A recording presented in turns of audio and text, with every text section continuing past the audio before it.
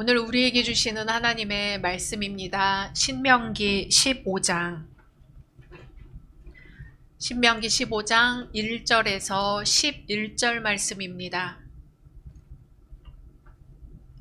신명기 15장 1절에서 11절 말씀 한 절 한 절 교독하겠습니다. 매 7년 끝에는 면제하라.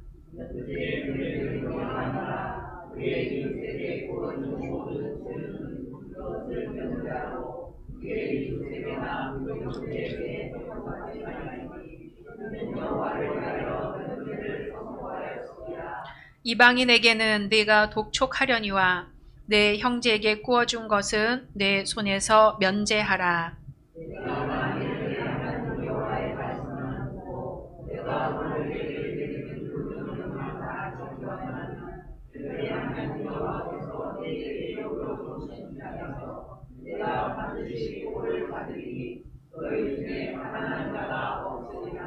내 하나님 여호와께서 내게 허락하신 대로 내게 복을 주시리니 내가 여러 나라에 구워줄지라도 너는 꾸지 아니하겠고 내가 여러 나라를 통치할지라도 너는 통치를 당하지 아니하리라.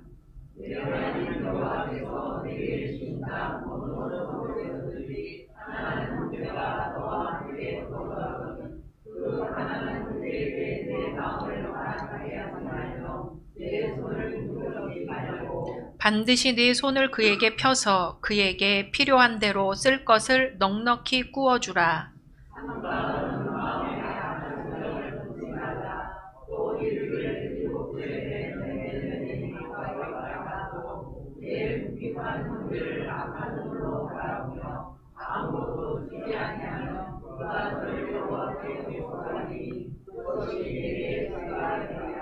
너는 반드시 그에게 줄 것이요 줄 때에는 아끼는 마음을 품지 말 것이니라. 이로 말미암아 내 하나님 여호와께서 내가 하는 모든 일과 내 손이 닿는 모든 일에 내게 복을 주시리라. 땅에는 언제든지 가난한 자가 그치지 아니하겠으므로 내가 내게 명령하여 이르노니 너는 반드시 내 땅 안에 내 형제 중 곤란한 자와 궁핍한 자에게 내 손을 펼치니라. 아멘. 누가복음 1장 39절입니다. 누가복음 1장 39절에서 45절 말씀 한 절 한 절 교독합니다. 이때에 마리아가 일어나 빨리 산골로 가서 유대 한 동네에 이르러 엘리사벳이 마리아가 문안함을 들으매 아이가 복중에서 뛰노는지라. 엘리사벳이 성령의 충만함을 받아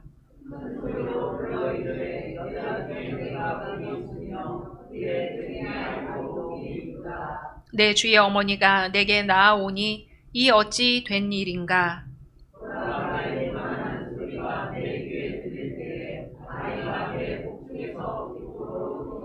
같이 주께서 하신 말씀이 반드시 이루어지리라고 믿은 그 여자에게 복이 있도다. 아멘. 오늘 함께 예배 드리시는 모든 우리 성도님들을 주님의 이름으로 환영하고 축복합니다. 올해 받으신 약속의 말씀 함께 암송하겠습니다. 베드로전서 4장 10절 각각 은사를 받은 대로 하나님의 여러 가지 만들어 같은 선한 정직이 같이 서로 봉사하라. 아멘. 말씀대로 이루어 주실 줄로 믿습니다. 지난 12월 5일의 뉴스 기사입니다. 경북 안동시 옥동 행정복지센터에 할머니 한 분이 찾아왔습니다. 돈봉투와 편지 한 장을 꼭 쥐고 찾아온 85세의 이필희 할머니는 나도 이제 자식 5 다 키웠으니 좋은 일 한번 해보는 게 소원이라며 30만 원이 든 봉투를 복지센터에 건넸습니다. 할머니는 서툰 맞춤법으로 쓴 편지에서 5남매 키우고 가르치며 사느라 힘들게 살고 없는 사람 밥도 한술 못 줘보고 입던 옷 한 가지 못 주고 나도 남의 옷 맨날 얻어 입고 살아왔다며 지난 인생을 돌아보았습니다. 이 할머니는 그러면서 인생길 마지막에 좋은 일 한번 하는 게 원이었는데 생각해보니 쓰레기장에서 빈 병을 모아 팔면 돈이 될 것 같았다고 했습니다. 그래서 1월부터 운동 삼아 쓰레기장에서 빈 병을 모아 팔았는데 10원도 안 쓰고 12월까지 모은 게 15만 원. 내 아이들이 용돈 조금 주는 거 아껴 쓰고 15만 원 보태서 30만 원을 모았다고 적었습니다.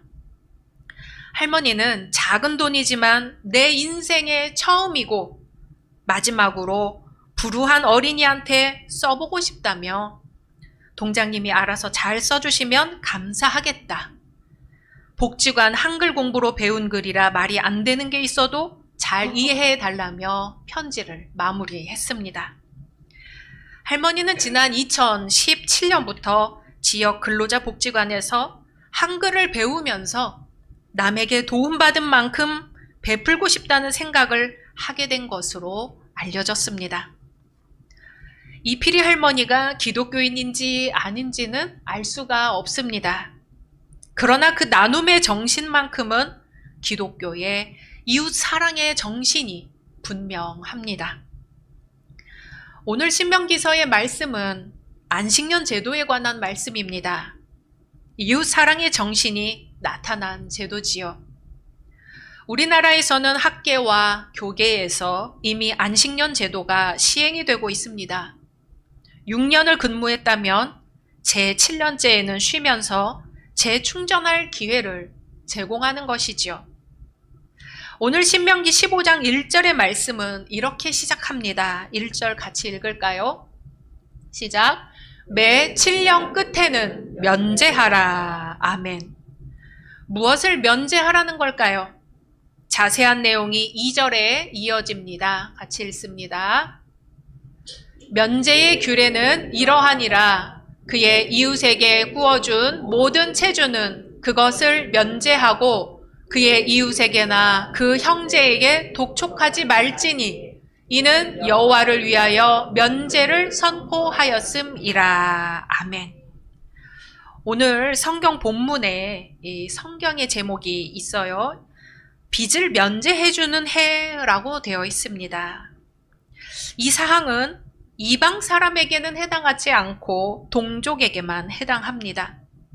형제라는 용어는 여기서 같은 히브리 종족을 지칭하지요. 오늘 본문에 형제라는 단어가 여러 번 나옵니다.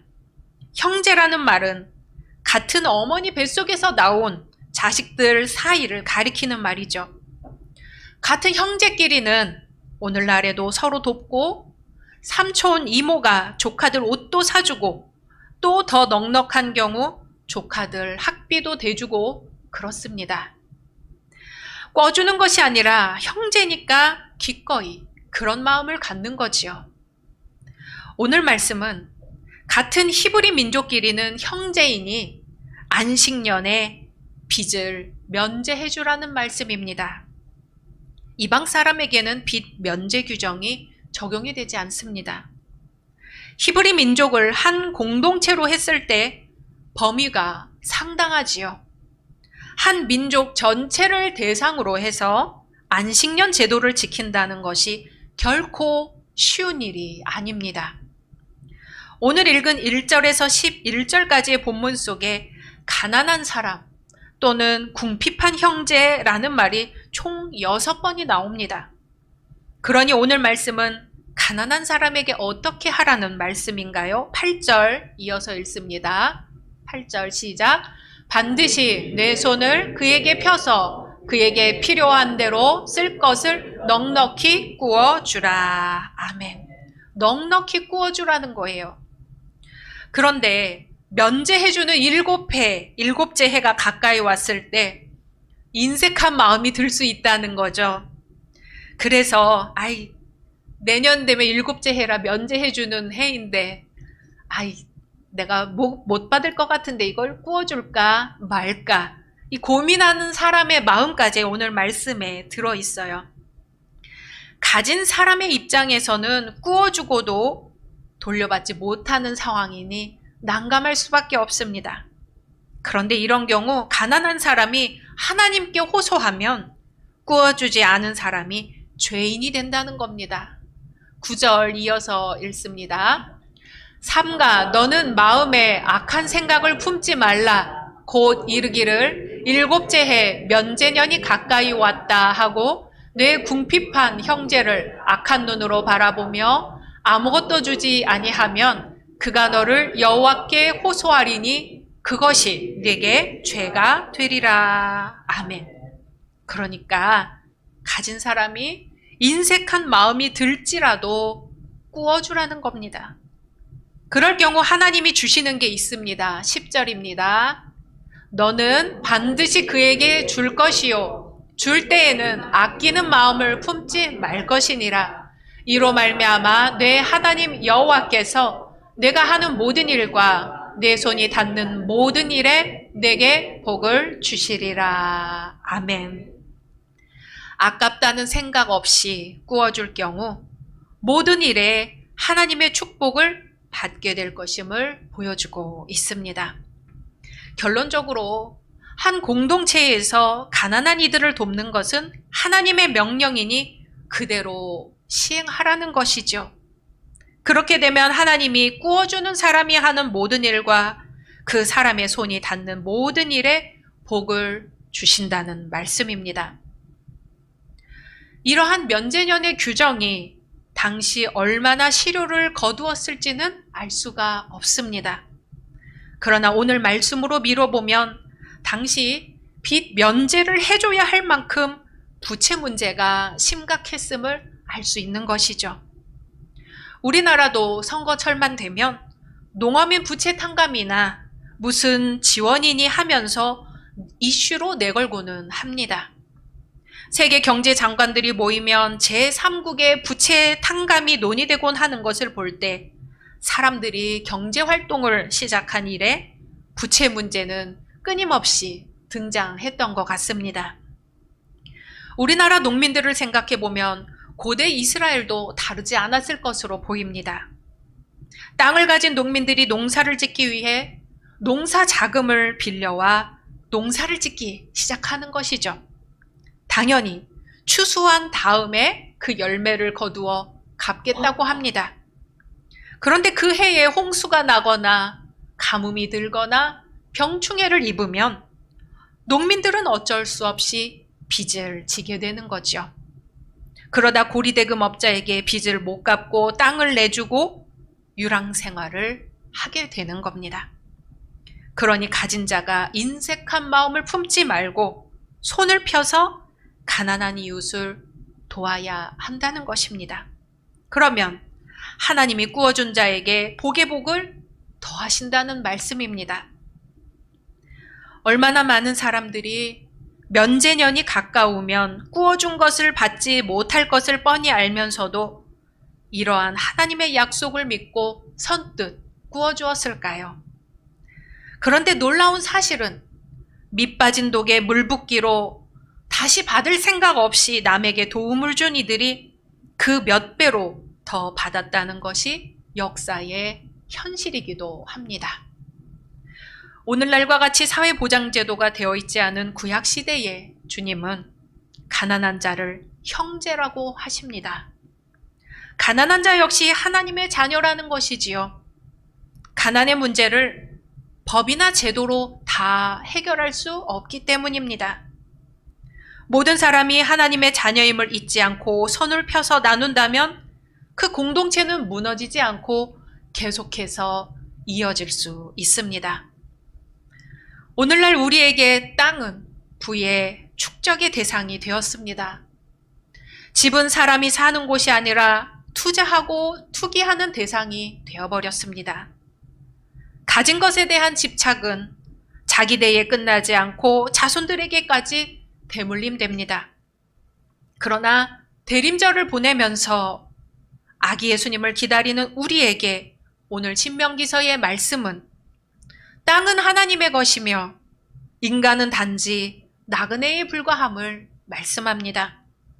인간은 땅의 일부이고 땅은 모든 인간들의 삶의 터전이며 생명을 키워나가는 텃밭입니다. 그러니 재산을 꼭 움켜쥐고 나만 쓰고 자식에게만 물려줄 것이 아니라 이웃을 향해 베풀라는 것이죠. 그것이 바로 청지기 정신입니다.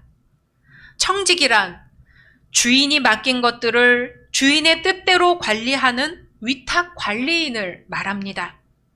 성경대로 보면 모든 땅의 주인은 하나님이시고 우리는 그 땅을 주인의 뜻대로 관리하는 청지기, 위탁 관리인인데 시간이 오래 지나다 보니 하나님은 저 멀리 계시고 우리가 마치 주인인 것처럼 행세를 해서 땅이 오염되고 동식물들이 죽어가고 있습니다. 기후위기 시대를 넘어 기후 재앙 시대를 맞이한 지금 우리는 이제라도 청지기 정신을 회복하려고 합니다. 우리가 이 땅의 주인이 아닌 것을 고백하고 내 뜻이 아니라 하나님의 뜻에 맞게 하나님이 우리에게 맡겨주신 생태 환경을 가꾸고 회복하기로 하는 것이지요. 한 해 동안 우리 열린교회는 녹색교회를 향한 작은 실천으로 일회용 컵이 아닌 개인 컵을 사용했습니다.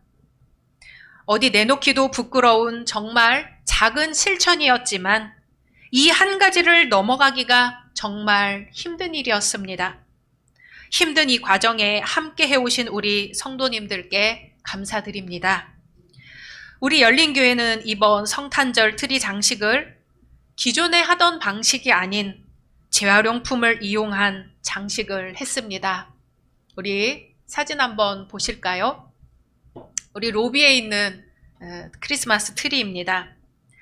빈 요거트통, 일회용 물통, 오래 묵은 일회용 플라스틱 컵, 일회용 숟가락, 또 아파트 주변에서 솔방울을 주워오셔서 그 모든 것들이 성탄을 장식하는 장식품이 되었습니다.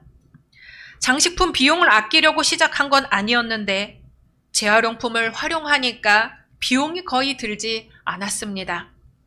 다음 사진 보실까요? 교회 로비뿐 아니라 교회 바깥의 나무에도 트리 장식을 했습니다. 그래서 밤에도 우리 지역을 위해 성탄 트리가 불을 밝히고 있습니다. 예쁘지요?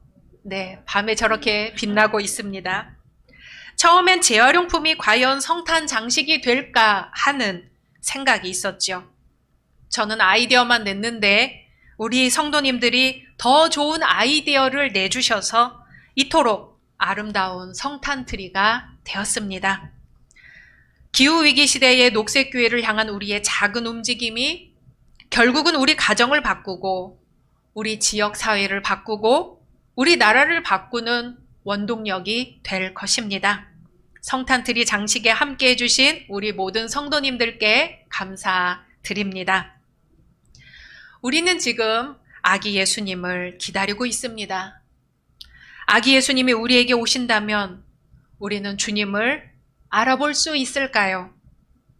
수많은 이스라엘 백성들이 장차 도래할 메시아를 기다렸지만 그 메시아가 왔을 때 알아본 사람은 나이가 들어 백발이 성성했던 시므온과 안나였습니다.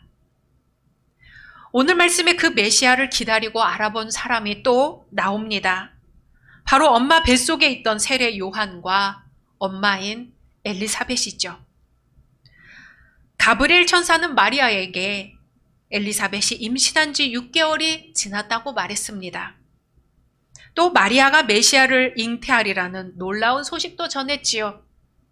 그래서 마리아는 나이가 들어 임신할 수 없었던 엘리사벳이 임신한 것을 알고 축하해 주러 갔을 것입니다. 또 자신이 메시아를 잉태한 것을 엘리사벳과 함께 나누고 싶었겠지요. 가브리엘 천사가 떠난 후 마리아는 친족인 엘리사벳을 방문했습니다. 이 만남은 어떤 만남이었을까요?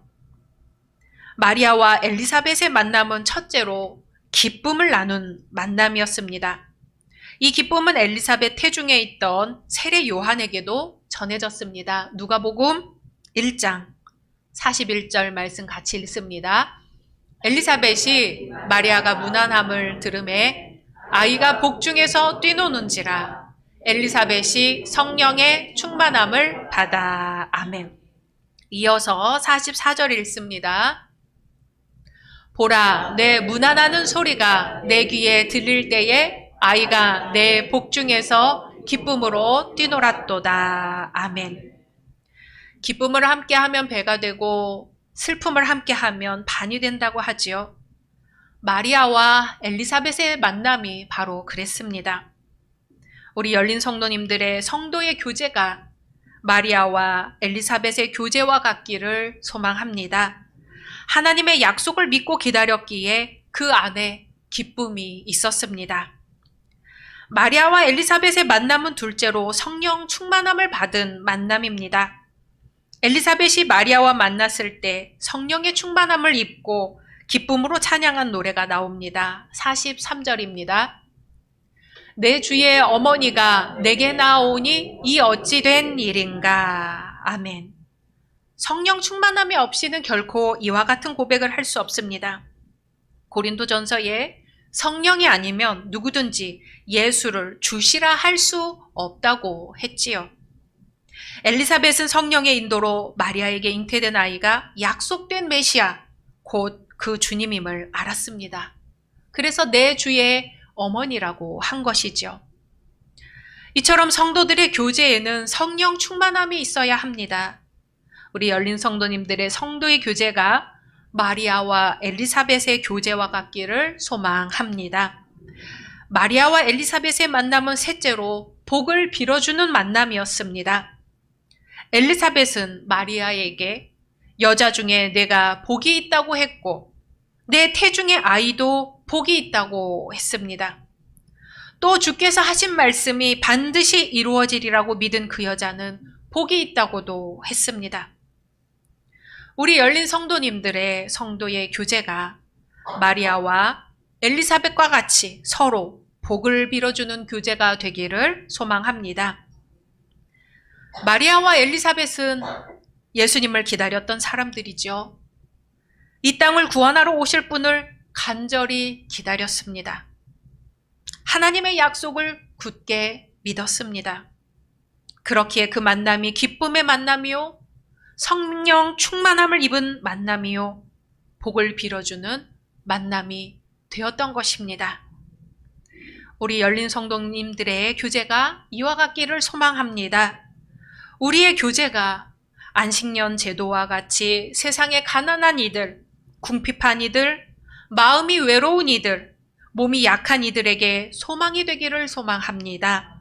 우리에게 있는 이 기쁜 소식이 세상에도 전해져서 그들에게도 기쁜 소식이 되기를 원합니다. 아기 예수님을 기다리며 실천하는 우리들의 작은 녹색 실천이 또한 이 세상과 모든 피조 세계에 기쁜 소식이 되기를 원합니다. 마리아와 엘리사벳이 약속의 말씀을 붙들고 은혜의 사람들이 되었던 것처럼 우리 모두 주님이 주신 말씀을 붙들고 승리하게 되기를 주님의 이름으로 소망합니다. 주님의 말씀입니다. 주께서 하신 말씀이 반드시 이루어지리라고 믿은 그 여자에게 복이 있도다. 아멘. 함께 침묵으로 기도하겠습니다.